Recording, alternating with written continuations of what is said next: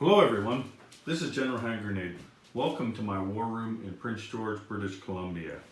Well, I got good news and bad news. The bad news is summer's over. Had a pretty good summer up here.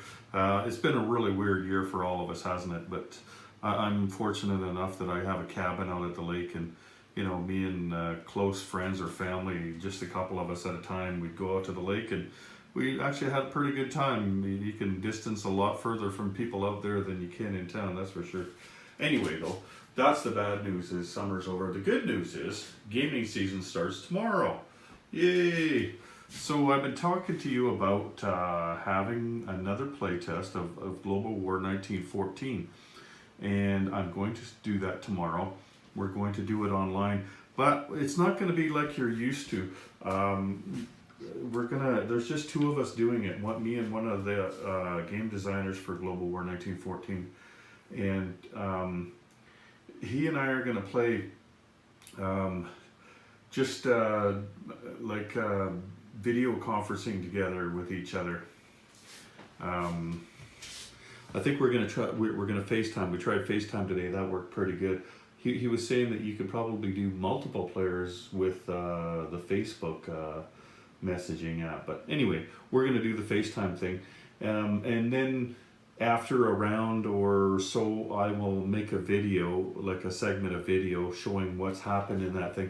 We don't want to do, we didn't want to do the traditional YouTube type of game where he records Germany and then I record Great Britain and then he records Austria. We didn't want to play till Christmas time. You know what I mean? It would take us forever to play a game of Global War. People have asked me to play 36 like that before, but I've resisted it because I didn't want to tie up my table for, you know, the 3 or 4 months it would take to finish a game.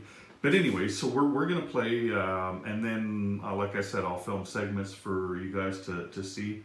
And when I do these, I'm just gonna basically give you a battle report, because the game's changed a lot since the last time I play tested it. If you were with us about a month or so ago, you might remember when that happened. The game's changed a lot even since then. It continues to evolve. So I'm not going to give a lot of details about the game out. That and the fact that it's not even on the market yet, right? So it's a proprietary thing as well. And so we want to make it the best game we can make it. And you're welcome to put comments in the comment section and everything. But I'm just not going to tell you what all the numbers are and everything. I've been showing you what you're looking at on your screen for the longest time here. This is one of the changes that we made. And this is elite units. And you can see there's an elite chip here. And so each nation has its own elite unit. And they have different attributes as well than each other, right? And so it's kind of cool that way. The Germany, they have the Jaegers. Britain has the heck are those guys again? You know what I'm talking about? These guys.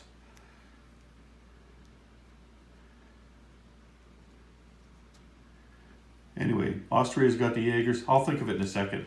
These guys aren't quite done yet. I haven't done the weathering process on the Jaegers, either set of them, because I just received them in the mail. So I've only got them painted. They're not quite done yet. Then we have the Zouaves. They're the French one. They're from Algeria. They were really good fighters from Algeria. There's the Imperial Guards for the Ottomans. There's the Cossacks. I didn't want to put a chip underneath the cavalry here. You can see I'm using different kind of cavalry. I'm just trying this out, see how it works. But anyway, I didn't want to put it on a chip, so what I did was I kind of made it like the chip. You see that? I found a star that looked like that I pasted on, and then I painted the black and the silver around the edges. Then the U.S. has U.S. Marines for their unit, and there's the Bersaglieri. I'm not sure if I'm saying that correctly or not. The Italian special unit. Japan, China don't have one. Just the other nations have a special unit. Gurkhas.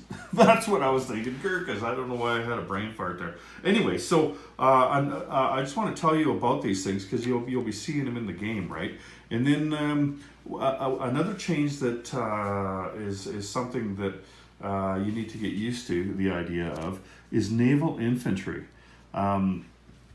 These are exactly the same as Marines.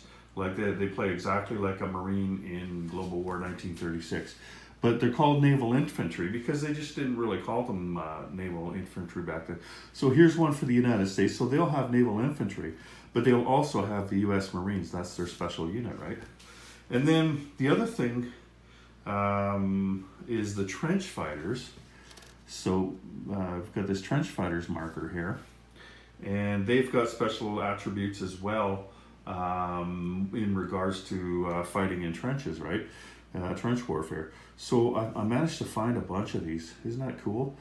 They've all got gas masks. There we go. So this is one of the French ones. I found 5 sets of them, but I haven't received 2 of them yet. And so when I do, I'm going to make a video on custom infantry, how to work it and everything, because there's particular things that you need to do when you're working with them. I know that because I did a lot of the wrong things to begin with, and I've had so many boxes of custom infantry now that I'm getting pretty good at it, and so I'm going to share with you how to do that. I was going to make the video this week, but these things just arrived, right? A lot of the stuff, and I wanted to get them ready for this game, so I just didn't have time to make a video, but I will make one as soon as I do have the time. And also, I've still got more of those gas mask guys coming in. Anyway, so tomorrow we're going to do this playtest, and it's going to be, oh, one more thing. I just wanted to show you. This is the Colonial Infantry. What I did was I got 90 of these Anzac guys, and I painted them. I got a bunch, I had a bunch myself. I got a bunch from Doug at Historical Board Gaming, and then also Grasshopper. I was thinking to myself, who would have more units than anybody I know, and it was young Grasshopper, my friend in Toronto. So thanks, bud. I needed those. Anyway, so tomorrow, starting tomorrow, the game is going to be between me and Robert Hatcher. Let me show you the combatants here. So let me just get out of, there we go. There's Robert there. He's a sneaky looking German, and yeah, he is going to play the Central Powers. He looks like a sneaky German, doesn't he? And then there's this guy here. That's what I'd look like in if I had a mustache back in 1914. Kind of like a baker. And then this is Will Henson, one of the creators of the game. And of course, Doug Friend up there from Historical Board Gaming, right? Anyway, I just got that poster when I got my Jaegers, because Doug is carrying a lot of custom infantry now. And I'll talk more about that when I do the custom infantry. Anyway, there's the Global War 36 poster as well. Doug and Will are on there, and also Morton and Elijah are on there. We'll talk about that when we do Global War. So anyway, we've got the diplomacy chart here. Geez, I got to get back a bit. So diplomacy looks a lot better in this game, and we really liked it. We did make a bit of a change in this one as well. We found in the last game a lot of people were playing more defensive when it came to diplomacy than offensive. So we kind of tweaked that a little bit. We'll see how that works out for us. Another thing that I'm trying out, I think I mentioned when we were out in the with the Cossacks over there, the Russian special unit, is I'm trying out cavalry like this, like bigger size cavalry. Now this is 1/72 scale, the same as the infantry, right? So I mean it's perfect size for the infantry, but obviously it looks a little bit weird. It's kind of big for this game, right? I've been talking with Doug at HBG, and he actually sent me some pictures, texted me some today of what he's working on, and it's a cavalry piece that in total is going to be the height of the infantry there. Like here, let me just grab this. My French cavalry isn't quite done yet, so you see the difference in size here, right? Well, he's trying to develop some cavalry that is somewhere in between that. So it's bigger than this because this is a little bit too small, right?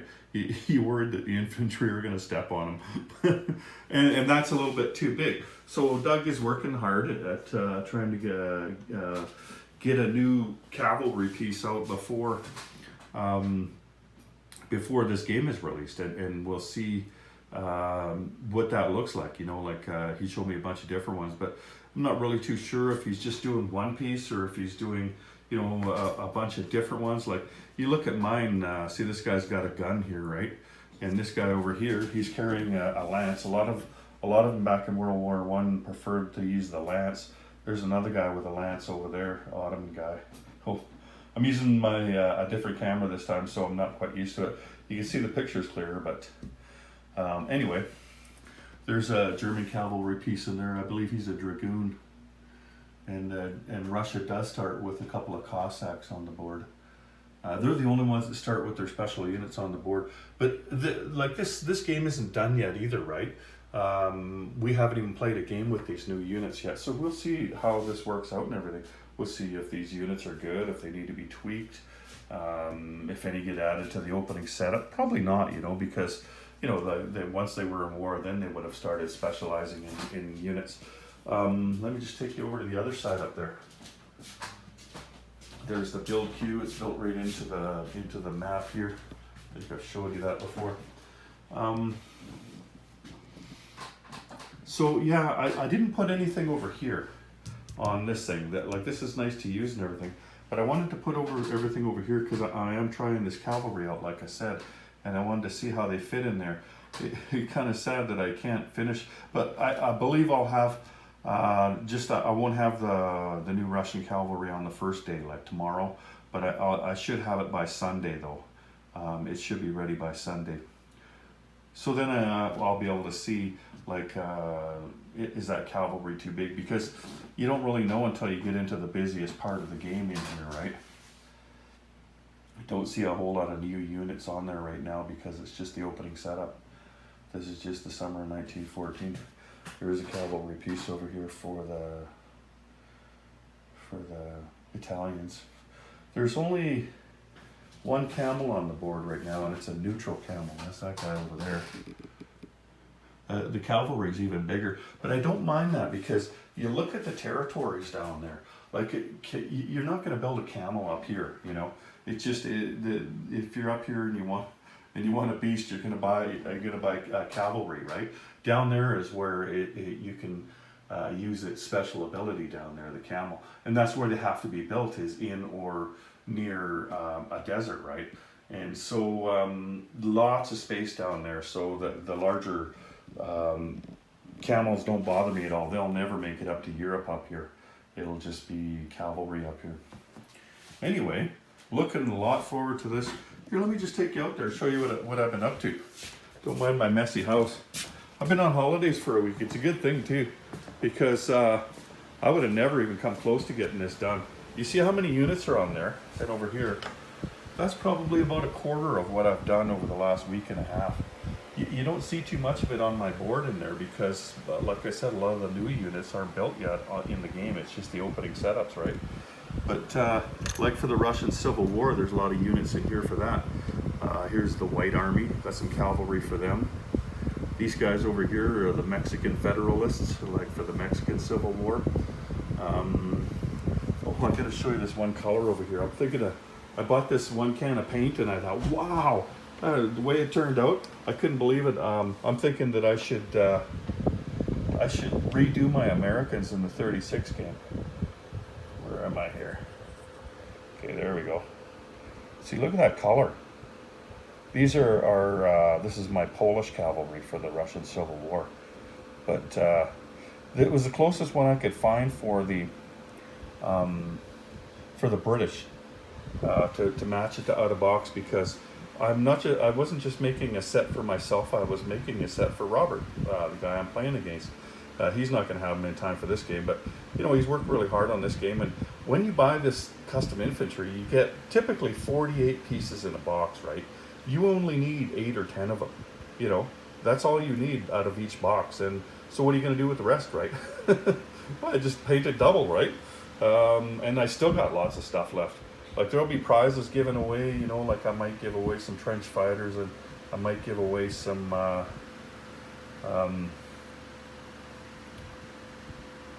the elite units. I don't have much cavalry left, but You know, the thing is, unless you were going to buy cavalry for the whole game, I don't think it would be worth it because, like looking at the map right now, it does look kind of silly with some big ones and some little ones, right? Looks like some giants beside some regular cavalry. Anyway, Doug's got lots of heavy artillery now in stock. Most of the units that I've got here are a brand that I really like. It's called Strelitz, or Strelitz R. It's from Russia. And Doug just started stocking Strelitz this week at Historical Board Gaming. In fact, I was looking at the stuff that he has, and he's got at least half of what I'm putting on the board. I bought a lot of my custom infantry from him, but he just got the Strelitz this week. So the Strelitz stuff I was having to get off of eBay and places like that, even order from Europe and stuff. Like I ordered from as far away as Italy and Greece to get all this stuff. It's just been nuts, man. I've been doing this for, I don't know, 5 or 6 weeks, you know, like acquiring and then everything. This is these are the tools of the trade. I just bought this thing. Wow, what an awesome find that was for 20 bucks. Because my eyes aren't that great anymore, right? Going through blue like you wouldn't believe. I think I'm on my 3rd tube just in the last 2 weeks. I went through a whole tube just yesterday. Anyway, pretty excited about all that, and more excited about getting together with my friend Robert there and playing some Global War. And the game, without giving you any details, it's a better game than the game I played a month ago. A lot of the concerns that we had, they came up with unique solutions for them. And some of what we were doing was wrong. Like, just for as an example, like we were just moving our stuff around down here. It didn't really matter what we did.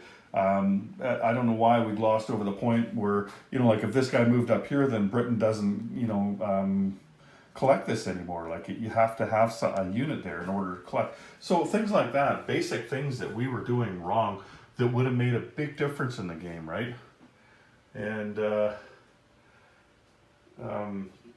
but you know, now I'm going to be playing with the guy that wrote the rules, and so you know I'm going to be an expert player by the time this is done, and maybe even like maybe this isn't the only game we play, right? We'll see how it is playing over one of the messaging services. It looks pretty cool, I tell you. Like we tried it today for about a half an hour, and I could see his board fine, and he could see my board, and we could talk to each other. I liked it a lot more. Like if you watch live streaming on YouTube, it's kind of broken up and kind of ugly. I don't like that at all, and so I don't use it.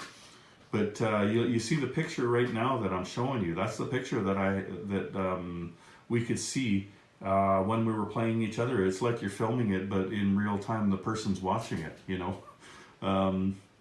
And you know, if you're at home and you're using your Wi-Fi, then it should be free. Like we should be able to play all day long, right? As long as we got unlimited internet. I'm gonna have to check that. I should check my internet plan. That could get really expensive after 3 days. I'm sure I'm good though. Anyway, pretty excited about it. And oh, I guess I could show you. There's the tech chart there. Another thing that we were doing wrong in my last play test is we were starting at these starting points over here, but when you play the prequel, you don't use the starting points, and so we won't be using those. And got another one of these charts. The last one he sent us, it was really small. You couldn't even read this writing here. But I like how he did that though. Put the things that happen turn by turn. You know, so you know at the start of the turn, oh, we got to pull random events cards. Another one is, you know, like Belgium in British Alliance choice. Or sorry, begin Global 1914 in British Alliance choice. So that's when Britain would choose, you know, whether they wanted Japan or China to join them. It just tells you all along the way some of the things that are supposed to happen that turn. So when you go to move the calendar, that's what happens. Another thing I like is how long these things are, so that you could fit a bunch of them in the same one, right? They're not so small. They're kind of long like that. Anyway, that's kind of cool as well. Still got a ways to go with this game though. The map is says logo on it, right? Like the map will be a lot prettier when it's done. But I think that most of the changes on the map are done. One of the things that is going to change, and it's pretty obvious, is this right here. We don't need the turn tracker on the board down here. It kind of gets in the way of the facility chart, right? So that'll be off of there, and you know, a lot of cosmetic changes and things like that. But as far as names, places, and things like that, I think it's just about done. There might be one or two names on there. Probably the majority of the work that needs to be done is with roundels, like having to match up the roundels with you know, the right roundels, and to make sure you have those roundels in stock, right? Like here, this grease roundel. I think what he's trying to do, that would be a World War II roundel, right? I think what he's trying to do is look for the flag roundels in many cases, right? And here, like this is the Austrian one. I don't like that one at all. Like, why not use this thing here, right? That would be much better, I think. And then Japan, use the red dot instead of that one. China, I don't know if they want to change that one. But you know, there's a lot of them, like Central Persia down there with the Iranian. Again, that'd be more like a World War II thing. Like here, this is what I'm talking about. This game is moving to going to the flag type of roundels, right? Instead of these ones. But some work still needs to be done.